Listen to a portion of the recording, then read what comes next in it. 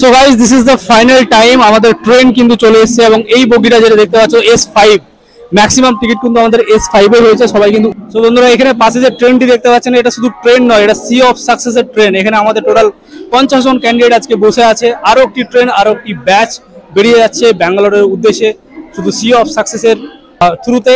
এবং এখানে অলরেডি আমরা সবাইকে বসিয়ে দিলাম, সবাইকে পারফেক্টলি বসিয়ে সেট করে আমরা কিন্তু ফিরে যাচ্ছি এবার।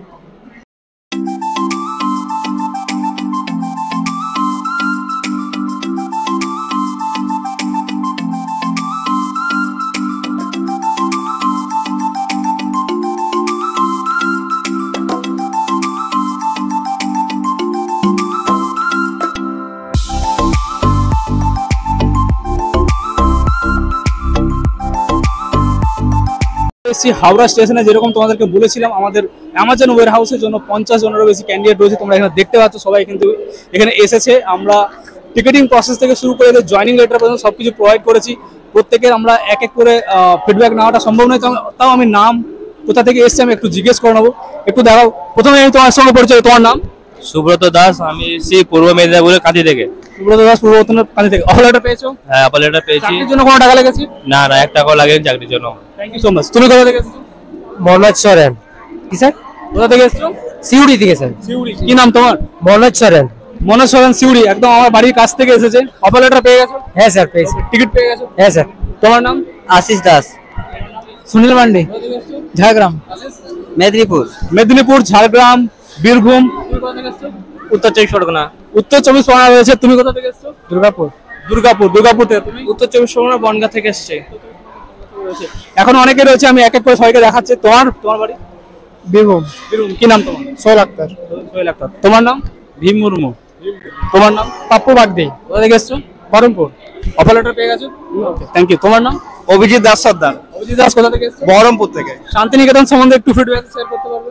ফিডব্যাক বলতে আমার অনেক বছর পর আমি অনেক কাজ খুঁজছিলাম, তো যার জন্য আমি এমন একটা ইউটিউব চ্যানেল পেলাম যেখান থেকে আমি নিজের জন্য যেমন পেয়েছি তেমনি অন্যকেও বলবো যে এখান থেকে সত্যি করে তোমরা ভালো একটা কাজের যোগাযোগ অবশ্যই পাবে যদি তোমাদের সঠিক ইচ্ছা। আর বীরভূম থেকে আরেকজন রয়েছে, সাইদুল। সাইদুল আমার খুব পরিচিত একজন সোর্স থেকে এসেছে এবং সাইদুল একটু নার্ভাস ছিল। আমি তোমাদেরকে বলে রাখি, অনেকেই বাড়ি থেকে বেরোতে চাই বাট একটা নার্ভাসনেস ফিল করে আমি এত দূর কি করে যাবো। বাট শান্তিনিকেতন এডুকেশন একাডেমি এই জায়গাতেই তোমাদেরকে বেনিফিট করছে, একটা ব্যাচ তৈরি করে দেয় এবং সেই ব্যাচকে একসঙ্গে আমরা একই ট্রেনে তোমাদেরকে কিন্তু প্রোভাইড করি, তোমাদেরকে জবে প্রোভাইড করি।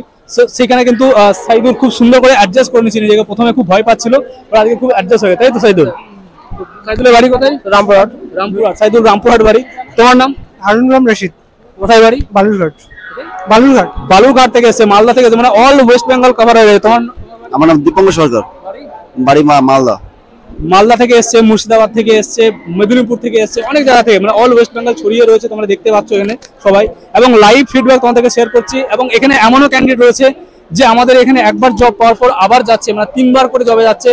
কারণ শান্তিনিকেতন এডুকেশন একাডেমি কোনো মিস প্রমিস করে থাকে না, যার কারণে একটা ক্যান্ডিডেট আমাদের থেকে আবার বারবার জবে যেতে চাই।